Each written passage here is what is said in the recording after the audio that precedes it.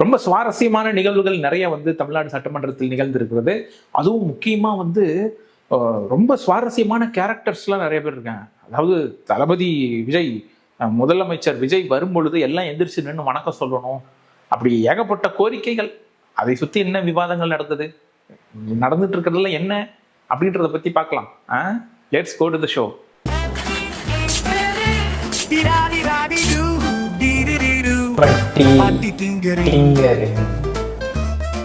மாண்புமிகு முதலமைச்சர் C Joseph Vijay அவர் உள்ள வரும்போதே எல்லாரும் எந்திரிச்சு நிக்கணும். எதிர்கட்சி ஆளுங்கட்சி எந்த வித்தியாசமும் இல்லாம எல்லாம் எந்திரிச்சு நிக்கணும்.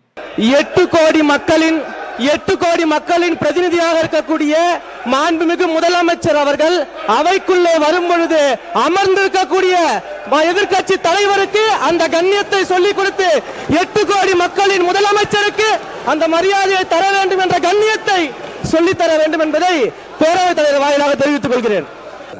அது எப்படி அப்படின்னு சொல்லிட்டு கேள்விகள் வருது. நாங்கள் கூட 5 ஆண்டு காலம் முதலமைச்சராக தளபதி அவர்கள் இருந்தார்கள். அப்படி தளபதி அவர் நம்முடைய முன்னாள் முதலமைச்சர் அவர்கள் இருக்கிற போது, அவர் வருகிற போது எதிர்கட்சியில் இருக்கிற தலைவர் எழுந்ததில்லை. இல்ல கொஞ்சம் இருங்க, என்னங்க இது இப்படியா உறுத்திக்கிட்டு இருந்தா எப்படி? பாவம் கேட்கிறாரு, கெஞ்சுறாங்க, ஓகேன்னு சொல்லிட்டு போங்க. என்னங்க அது பாவம் இல்ல, கொஞ்சம் எழுந்ததில்லை. எனவே அது ஒரு குற்றக்குறையாக அல்ல, அவரவருடைய எண்ணம், அவருடைய நடைமுறை அதானே தவிர, அது சொன்னபோது அது சொன்னது வரைக்கும் நாங்கள் அதில் ஒன்றும் இல்லை. ஆனால் எதிர்கட்சி தலைவர் கற்றுக் கொடுக்க வேண்டும் என்றெல்லாம் அவர் சொல்ல வேண்டிய அவசியம் இல்லை. அதான் விஷயம். இதுல ஓபிஎஸ் கேட்டாரு பாருங்க ஒரு கேள்வி. முதலமைச்சர் வரும்பொழுது ஏன் எதிர்கட்சி தலைவர் எழுந்து மரியாதை செலுத்தவில்லை என்ற ஒரு கருத்தை இங்கே தெரிவித்தார்கள். மாண்புமிகு பேரவைத் தலைவர் அவர்களே, இந்த சரித்திர முக்கியத்துவம் வாய்ந்த நம்முடைய பேரவைக்கு என்று சில மரபுகள் இருக்கின்றன. இந்த அவைக்கு பேரவைத் தலைவர்கள் அவர்கள்தான் தலைவர். பேரவைத் தலைவர் அவர்கள் வரும்போது கட்சி வித்தியாசமின்றி அனைத்து உறுப்பினர்களும் எழுந்து நிற்பது காலங்காலமாக கடைக்கப்பட்டு வருகின்ற மரபு. இந்த அவையை பொறுத்தவரையில் மாண்புமிகு பேரவைத் தலைவர்கள்தான் வரும்பொழுதுதான் அனைவரும் எழுந்து நிற்க வேண்டும் என்ற மரபிலிருந்து விலகிச் சென்று மாண்புமிகு முதலமைச்சர் வரும்போதும் எழுந்து நிற்க வேண்டும் என்று அதை மாண்புமிகு பேரவைத் தலைவர்கள் தான் முடிவு செய்ய வேண்டும். சரி, நிக்கணுமா? ரைட்டு, நிக்கணும்னா அப்ப எதிர்கட்சி தலைவர் வருவாரு, அப்ப எல்லாம் எந்திரிச்சு நிப்பீங்களான்னு கேட்டார். நான் மாண்புமிகு பேரவைத் தலைவர்களும் ஒரு சின்ன கிளாரிபிகேஷன் கேட்கின்றேன். அதே நேரத்தில் புதிய மரபாக மாண்புமிகு முதலமைச்சர் வரும்பொழுது எழுந்து நிற்க வேண்டும் என்றால், இந்த அவைக்குள் மாண்புமிகு எதிர்க்கட்சி தலைவர் அவர்கள் வரும்போதும் அனைத்து உறுப்பினர்களும் எழுந்து நிற்க வேண்டுமா என்பதையும் மாண்புமிகு பேரவைத் தலைவர் அவர்தான் முடிவு செய்ய வேண்டும் என்று நான் பணிவோடு உங்களை கேட்டுக்கொள்ள கடமைப்பட்டிருக்கிறேன். அதை ஆளுங்கட்சி உள்பட அனைத்து உறுப்பினர்களும் எழுந்து நிற்பார்களா என்பதனையும் மாண்புமிகு பேரவைத் தலைவர் அவரிடம் நான் விளக்கம் கேட்க கடமைப்பட்டிருக்கிறேன். முதலமைச்சர் வருகிற போதோ எதிர்க்கட்சி தலைவர் வருகிற போதோ எழுந்து நின்று மரியாதை தெரிவிக்க வேண்டும் என்பது கட்டாயம் அல்ல. ஆனால் அப்படி தெரிவிப்பது என்பது தமிழுடைய பண்பாடு, நம்முடைய பாரம்பரியம். அந்த கண்ணியத்தை இந்த அவையிலே காப்பாற்ற வேண்டுமா வேண்டாமா என்பதை பற்றி கூட அவர் விருப்பத்திற்கு ஏற்ப நான் விட்டு விடுகிறேன். அதை பற்றி நான் யாரையும் செய்துதான் ஆக வேண்டும் என்று கட்டாயப்படுத்த முடியாது. அவரோடு கொடுக்க வேண்டிய மரியாதையை தங்கள் மனதிற்கு ஏற்ப அவர் கொடுப்பது அவருடைய உரிமை, அதன்படி செய்து கொள்ளலாம். அதுக்கப்புறம் ஆதவர்ஜுனா ஏதோ போக்சோ கேஸுக்கும் இந்த போதைப் பொருள் பயன்படுத்துற விஷயங்களுக்கும் ஏதோ தொடர்பு இருப்பதாக சொல்லி, இது திமுக காலத்துலதான் அதிகமா இருந்திருக்கு போதைப் பொருள் பயன்பாடு. ஏன் அப்படி அதிகமா இருக்கு அப்படின்னா, போக்சோ கேசஸ் அதிகமா பதிவாயிருக்குது. அதுலயும் திமுக காரர்கள் தான் செஞ்சிருக்காங்க. எஃப்ஐஆரே போட்டிருக்காங்க அப்படின்னா, எஃப்ஐஆர் போட்டிருக்காங்கன்னா ஆமா நாங்க நடவடிக்கை எடுத்திருக்கோம், நாங்க போட்டிருக்கோம் அப்படின்னு கேள்வி கேட்டு கடைசியா இவங்க கட்சியில இருக்கிற ஒரு ஆள் மேல கேள்வியை போட்டார். பாலை தூக்கி அந்த பக்கம் போட்டார். ஒரு அமைச்சரே ஐபிஎல் மேட்ச்ல பவுடர் நுணுக்கிக்கிட்டு மாத்திரை நுணுக்குன்னு கதை விட்டாரு. அவர்கிட்ட உங்களுடைய காவல்துறை ஏதாவது விசாரணை நடத்துச்சா? அவர் மேல ஏதாவது நடவடிக்கை எடுத்திருக்கீங்களா? அது மட்டும் இல்ல, சமீப காலமா ஆளுங்கட்சியை சேர்ந்த பலர் போதைப் பொருள் வழக்குல தொடர்ந்து கைது செய்யப்பட்டு வருகிறார். நீங்க இதுக்குரிய ஆதாரங்கள்லாம் நீங்க இல்லாம நீங்க பேசக்கூடாது. அமைச்சர் அவர்கள் பேசுறதுக்கு ஏதாவது ஆதாரம் கேட்டிருக்கீங்களா? அமைச்சர் அவர்கள் பேசுறதுக்கு ஏதாவது ஆதாரம் இருக்கா? நாங்க உடனடியாக கைது செய்யப்பட்டிருக்கோம், அவர் கட்சியிலிருந்து நீக்கி இருக்கிறோம். உங்களுடைய அமைச்சர் ஐபிஎல் மேட்ச்ல பவுடர் நொறுக்கிட்டு இருந்ததை இன்றைக்கு உலகமே பார்த்துச்சு, பல்வேறு விமர்சனங்கள் வந்துச்சு. குழந்தைக்கு மாத்திரை கொடுத்தேன்னு கதை விட்டாரு. அதற்காக ஏதாவது விசாரணை நடத்திருக்கீங்களா, புகார் எடுத்திருக்கீங்களா, ஏதாவது நடவடிக்கை எடுத்திருக்கீங்களா கேட்க விரும்புகிறேன். மனிதவளத்துறை அமைச்சர். மாண்புமிகு பேரவைத் தலைவர் அவர்களே, அதாவது ஸ்டேடியம்ல இருந்து இந்த மாதிரி நடந்ததுக்கான விளக்கத்தை ஆல்ரெடி அளித்தாச்சு. அது எப்படிங்க நீங்க அப்படி சொல்லலாம்? நான் தான் ஏற்கனவே விளக்கம் சொல்லிட்டேன்ல. ஏங்க குழந்தைக்கு பேராசிட்டமல் மாத்திரையா நுணுக்கி கொடுத்தங்க. பீடியாட்ரிஷன்லாம் சிறப்பு கொடுக்குறாங்க.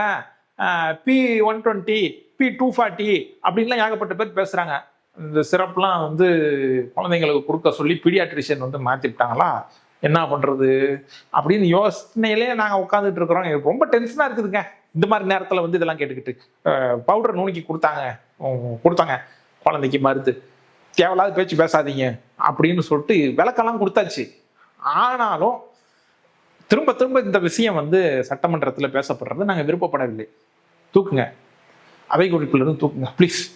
அதுல அவங்களுக்கு பல்வேறு முரண்பாடுகள் இருக்கலாம், பல்வேறு கருத்துக்கள் இருக்கலாம். அப்படி இவங்க சொல்றாங்கன்னா அந்த சமயத்துல திராவிட முன்னேற்ற கழகத்தின் ஆட்சி தான் நடந்தது. அப்போ ஸ்டேடியம் வாசல்ல இருந்து இவங்க எல்லாம் வந்து அந்த மாதிரியான போதைப் பொருள் வித்தாங்கன்னு சொல்லி ஒத்துக்கிறாங்களா? அப்போ இது ஒரு சரியான பதிலா?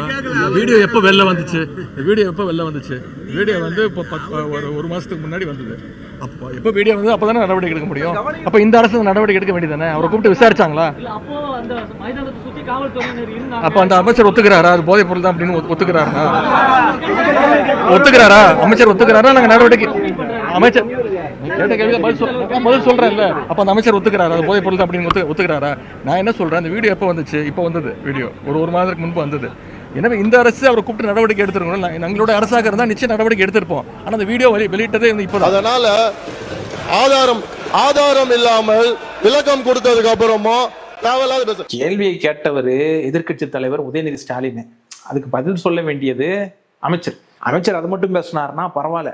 அவர் கூட எக்ஸ்ட்ராவா சேர்ந்து கேஎன்ஆர் மேல ஒரு இடி கேஸ் இருக்க, அதையும் சேர்த்து பேச. எனக்கு கூட தான் வந்து இப்ப செய்திகள்ல நீங்க சொல்லக்கூடாதுன்னு சொல்றீங்க. என்னோட அதாவது என் துறையை சார்ந்த கிட்டத்தட்ட அரசு வேலை கொடுக்கறதா சொல்லி 888 கோடி ஊழல் பண்ணிருக்காங்க. எனக்கு பல்வேறு முரண்பாடுகள் இருக்கு. அது கோர்ட்ல இருக்குது. அதை பத்தி இவர் இப்ப உட்காந்து பேசிக்கிட்டு இருக்காரு. அவரை பற்றி குற்றச்சாட்டு சொன்னால் அதற்கு பதில் சொல்லிட்டாரு. அதை விடுத்து விட்டு ஒரு ரெய்டில் எங்கேயாவது செக்குது 888 கோடின்னு ஒரு கேஸ் பதிவு பண்ண சொல்லி இடி சொன்னாங்கன்னு சொல்லி பெர்சீவ் பண்ணி அது வேலை கோர்ட்ல இருக்கு. கோர்ட்ல இருக்கிற சப்ஜெக்டை இவர் கூப்பிட்டு பேசுறாரு. எப்படி சரியா இருக்குமா? ஃபுல் விளக்கம் நான் சொல்ல முடியுமா அதுக்கு? எனவே அதை அவை குறிப்பிலிருந்து நீக்க வேண்டும். 1 2 அவரை பத்தி சொன்னதுக்கு நீங்க பதில் சொல்லுங்க. அதை விட்டுட்டு ஏன்டானா நீங்க மத்தவனை பத்தி பேசிட்டீங்க. நீங்க எடுத்தீங்களே அந்த கார்ல தள்ளினீங்களே அது என்னன்னு சொல்லுங்க. அவரு ஒரு படி இறங்கி போய் காலில் தள்ளினீங்களா, அது என்னதுன்னு சொல்லுங்க. அது என்னது சொல்லுங்க, என்னத்தை தள்ளினீங்க, அது என்ன சொல்லுங்க அப்படின்னு கேட்கிறாரு. அது என்னன்னு தான் சொல்லியாச்சுங்களே, அதான் மாத்திரை. நம்பலன்னா அது உங்களுடைய பிரச்சனைங்க. நம்ப மாட்டேங்கிறாங்களே, என்ன பண்றது அப்படின்னு யோசனையா இருக்கீங்களா? நான் ஒரு ஐடியா சொல்றேன். நம்பாதவன் ரத்தங்கக்கி சாவான் அப்படின்ற ஒரு விஷயம் இருக்குல்ல, அந்த மாதிரி முதல்ல ஒரு பிளாக் மேஜிக் பண்றவங்க, யாராவது ஒரு ஜோசியன் யாரையாவது பிடிங்க, இந்த மாதிரி நம்பாதவங்க எல்லாம் வந்து ரத்தங்கக்கி செத்துடணும் அப்படின்ற மாதிரி ஏதாவது ஒரு சாபத்தை விட்டு ஏதாவது ஒரு பரிகாரத்தை ஒன்று பண்ணி கதையை முடிச்சு விடுங்க. இதெல்லாம் என்னங்க பெரிய விஷயம்? ஏங்க பட்ஜெட்டை வாசிக்கிறதுலயே அவ்வளோ பிரச்சனை இருந்துச்சுங்க. அதுவும் ஃபினான்ஸ் மினிஸ்டரை பார்க்குறப்பலாம் எனக்கு ரொம்ப பெருமையா இருக்குது. தமிழ்நாட்டில் இப்படி ஒரு ஃபினான்ஸ் மினிஸ்டரை வந்து தமிழ் மக்கள் நமக்கு கொடுத்துருக்காங்க அப்படின்றப்போ எனக்கு ரொம்ப மெய்சிலிப்பா இருக்கிறது. ரிவைஸ் எஸ்டிமேட்ல வர பார்த்து 412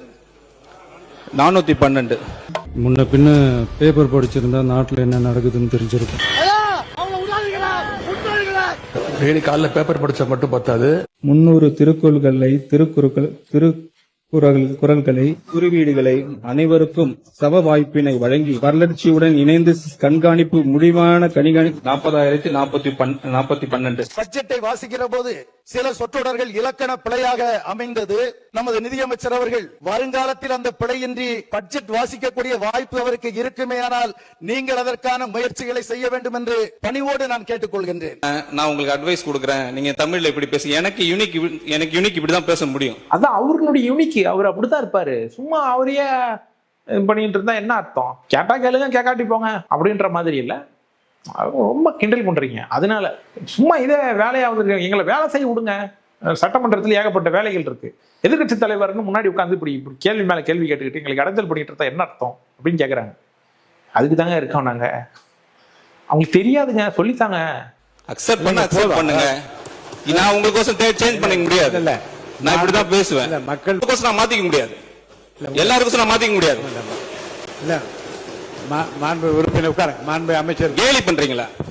தமிழ் தான் பிரச்சனை அப்படின்னா கணக்கே பிரச்சனை. எத்தனை ரூபாய்ச்சு? 1950 ரூபா ஆச்சு.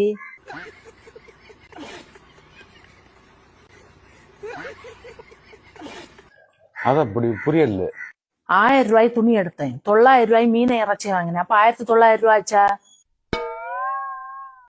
350 ரூபாய் காய்கறி வாங்கினேன், அப்படி 1950 ரூபா ஆச்சா? கணக்கு சரிதானே? சரி, ரைட்டு. கணக்கு வழக்கு சொல்லும் போதாவது அது கரெக்டா இருக்கணுமா இல்லையா? கிட்டத்தட்ட 15,000 கோடி ரூபாய் ட்ரெஷரிக்கு வந்திருக்கு. 15,000 crores 65 டேஸ்ல மட்டும். அப்படிங்களா அப்படின்னு நம்ம முன்னாள் அமைச்சர் தங்கம் தென்னரசு கேள்வி கேட்கிறார். மாண்புமிகு நிதியமைச்சர் அவர்கள் பேசுகிற போது ஒன்று சொன்னாங்க, இந்த 60-70 நாட்களுக்குள்ளாக நாங்கள் கவர்மெண்ட் ட்ரெஷரிக்கு 15,000 கோடி ரூபாய் கவர்மெண்ட் ட்ரெஷரிக்கு நாங்கள் கொண்டு வந்திருக்கிறோம் என்று ஒரு கருத்தை அவர்கள் சொன்னார்கள். நான் அவரிடத்தில் கேட்க வரும்போது இந்த 3 மாத காலத்திற்குள்ளாகவே அரசாங்க கஜானாவில் 15,000 கோடி உங்களுக்கு வந்திருக்கிறது, இந்த பணம் உங்களுடைய கஜானாவுக்கு வந்திருக்கிறது என்றால் அந்த விவரத்தை எதன் வாயிலாக வந்திருக்கிறது, நேரடியாக உங்களுக்கு ரியலைசேஷன் வந்திருக்கிறதா? ஃபார்மர் மினிஸ்டர் தங்கத்தனவர் சார் சொல்லியிருக்காங்க, கேட்டிருக்காங்க. இது எப்படி இந்த 15,000 crore பிரேக்கப் உங்கள்ட்ட இருக்கா, எங்கேருந்து வந்துச்சுன்னு கேட்கறாங்க. நீங்க சொன்ன மாதிரி எக்ஸ்பெக்டட் தான். But revision of certain fees and rectification நீங்க சொல்றது கரெக்ட் தான். ஆனா வர தொடங்கி விட்டது வந்துட்டு இருக்கு, வருது, வந்துரும் அப்படி சொல்றோம். அது கூட உங்களுக்கு புரியல பாருங்க. அது வந்து வர தொடங்கி விட்டது. டிஜிட்டேஷன் ஆஃப்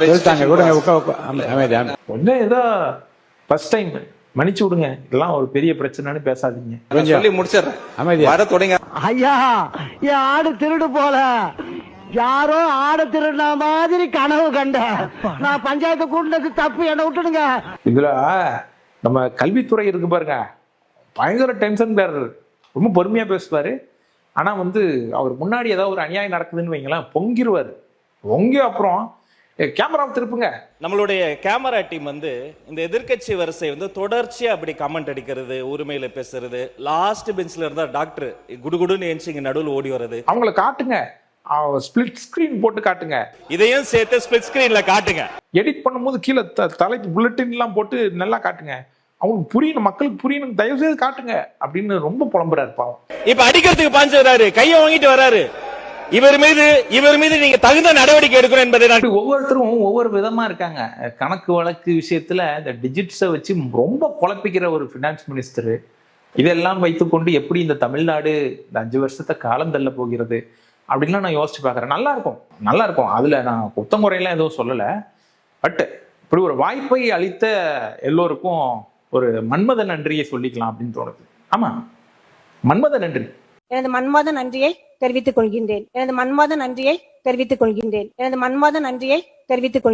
அது ஒன்றும் ஷாக் ஆகிக்காதீங்க. மனமார்ந்த நன்றி அது சொல்றப்போ கொஞ்சம் ஃபாஸ்டா சொல்றது இல்ல, ஒழுங்கான தமிழ் உச்சரிப்பு இல்லாததுனால மன்மத நன்றியா மாறிடுது. இல்ல அதுக்கு பின்னாடி ஏதோ ஒரு ஜோசியம் ஜாதகம் அப்படி ஏதாவது காரணம் இருக்குமா அப்படின்லாம் நீங்க யோசிக்க போறோம் இருக்கலாம். யாருக்குங்க தெரியும்? நமக்கு தெரியாது. மனமார்ந்த நன்றின்றத மன்மத நன்றின்னு சொன்னா ஏதாவது நல்லது நடக்கும் அப்படின்ற மாதிரி கூட இருக்கலாம், தெரியாது. ஏன்னா பேசுற ஆட்கள் என்னென்ன பேசுகிறாங்க சமூக வலைத்தளத்துல போய் பார்த்தீங்கன்னா, அவங்க ஒரு மருந்து எடுத்துக்கிறதுனால வியாதி குணமாவதா, அதை எடுத்துக்கிறதுக்கும் அவங்க ஜாதகத்திலையும் ஒத்து போகணும், அவங்க நட்சத்திரம் அவங்க ராசி இதோடலாம் ஒத்து போகணும் அப்படின்லாம் பேசுற ஆட்கள் எத்தனையோ பேர் இருக்காங்க. இவங்கள சொல்லலை நான், இவங்கள சொல்ல முடியுமா நம்ம? இவங்கள எத்தனை பேர் ஓட்டு போட்டு ஜெயிக்க வச்சுக்கிறாங்க, அது அவங்களே சொல்லுவாங்க பாருங்களேன். என்னை பெருவாரியான வாக்கு வித்தியாசத்தில் வெற்றி பெற செய்த என் தொகுதி நிர்வாகிகளுக்கும் வாக்காளர் பெருமக்களுக்கும் என் மீதான நம்பிக்கைக்கு நன்றி செலுத்துகின்றேன். இம்மாமன்றத்தில் எனக்கு வாய்ப்பளித்த மாண்புமிகு பேரவைத் தலைவர் அவர்களுக்கும் எனது மன்மத நன்றியை தெரிவித்துக் கொள்கின்றேன். இப்படிப்பட்ட அபாரமான திறமைகள் அதிகம் படைத்த நபர்களுக்குத்தான் மக்கள் இந்த முறை வாய்ப்பு கொடுத்திருக்கிறார்கள் வாழ்க ஜனநாயகம், வளர்க தளபதி புகழ், வெள்ளட்டும் மக்கள் நலன். தமிழ் வணக்கம். அது மிகவும் பாராட்டத்தக்கது அப்படின்றத புரிஞ்சுக்கிட்டு நானும் ஒரு மன்மத நன்றியை சொல்லி கொண்டு நிகழ்ச்சியிலிருந்து விடை பெற்றுக் கொள்ளலாம் அப்படின்னு நான் நினைக்கிறேன். இந்த ஷோ உங்களுக்கு பிடிச்சிருந்தா லைக், ஷேர், கமெண்ட், சப்ஸ்கிரைப் பண்ணுங்க. என்னுடைய ஃபேக்கேடி சேனல்ல வரக்கூடிய வீடியோக்கள் உங்களுக்கு பிடித்திருக்கிறதா, தொடர்ந்து இந்த மாதிரியான வீடியோக்கள் வரணும், அதுக்கு ஏதாவது சப்போர்ட் பண்ணணும் அப்படின்னு நீங்க நினைச்சீங்கன்னா கீழே இருக்கிற சூப்பர் தேங்க்ஸ் ஆப்ஷனை பயன்படுத்தி நீங்க எனக்கு சப்போர்ட் பண்ணலாம். அப்படி இல்லைன்னா டிஸ்கிரிப்ஷன்ல இருக்கிற பை மீ காஃபி லிங்கை பயன்படுத்தி நீங்க எனக்கு சப்போர்ட் பண்ணலாம். பை மீ காஃபியினுடைய QR கோடு இங்க தரேன், UPI QR கோடு இங்க தரேன். இதை பயன்படுத்தி நீங்க எனக்கு சப்போர்ட் பண்ணலாம். நன்றி, மீண்டும் சந்திப்போம்.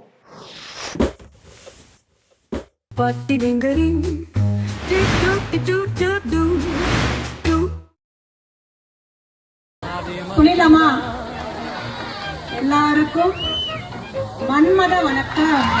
பேசிட்டு போவட்டும், உளறிட்டு திரியட்டும், புத்திமதி சொல்ல வேணாம், முத்தி போச்சுங்க. பட்டில் தெரிஞ்சுக்கட்டும், விட்டு விலகுங்க. முட்டா பைய ஊரிலே கிறுக்கு பையன் தலைவனா, படிச்சு கிழிச்சு 4 விஷயம் தெரிஞ்சவன் வேற மனுஷன்தான்.